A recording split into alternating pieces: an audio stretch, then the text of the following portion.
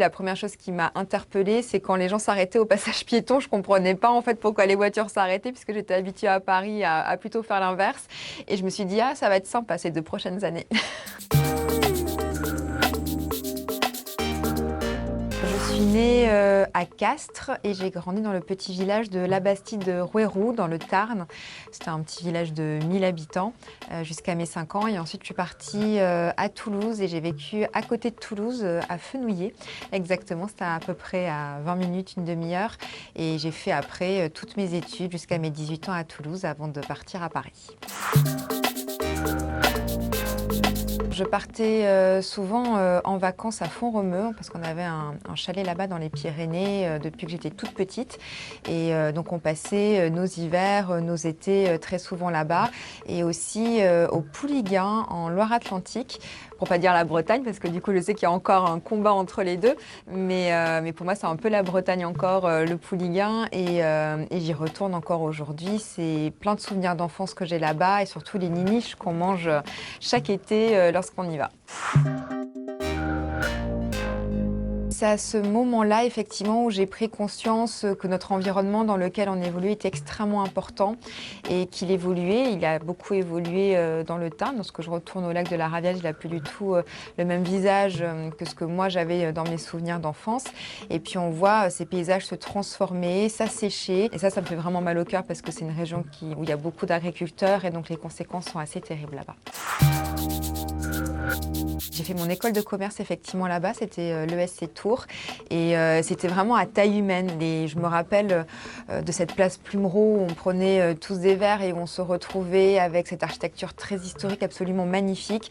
Et c'était vraiment un moment de break en plus parce qu'avant j'étais à Paris, je suis retournée à Paris donc c'était un peu une sorte de parenthèse qui était la bienvenue parce que ça me fatiguait un petit peu d'être dans cette effervescence parisienne, donc c'était arrivé au bon moment.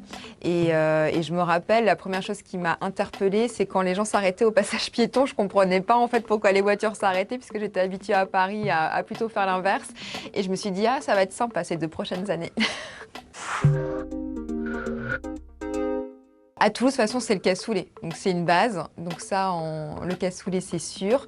Je vais peut-être en surprendre plus d'un, mais moi, ma grand-mère, quand elle était petite, justement, à la Bastide, elle me faisait des cuisses de grenouille revenues à l'ail et au persil. Et c'est extrêmement bon. Donc, ça, c'est vraiment quelque chose que j'adore et c'est un peu ma Madeleine de Proust. J'en fais pas tout le temps, hein, mais c'est très bon. Je vous conseille d'essayer. Et en troisième spécialité, alors, je ne sais pas si c'est une spécialité de Paris, mais moi je les ai découverts à Paris, ce sont les religieuses au chocolat. Parce que je trouve qu'elles sont incroyablement bien faites à Paris et c'était aussi vraiment, quand je venais à Paris, il fallait que je prenne une religieuse au chocolat, c'était obligatoire. Au numéro 1, je pense, parce que je suis vraiment trop fan de Kinder. D'ailleurs, chaque année, j'ai droit à mon calendrier de l'Avent Kinder, j'ai droit pour Pâques à mon œuf géant Kinder. Donc je suis vraiment toujours aussi fan.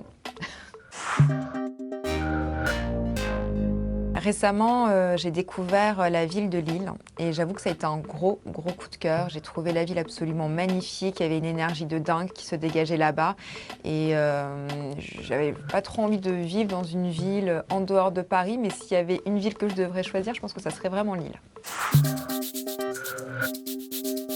Si j'ai vraiment un message à faire passer, c'est qu'il faut reprendre espoir. Je sais que la situation n'est pas forcément très gaie. On nous annonce des choses, et à raison, qui ne sont pas du tout positives pour notre avenir. Mais s'il y a une chose dont je suis certaine avec toutes les recherches que j'ai pu faire ces dernières années, toutes les rencontres également avec les chercheurs sur ce sujet, c'est que les solutions existent.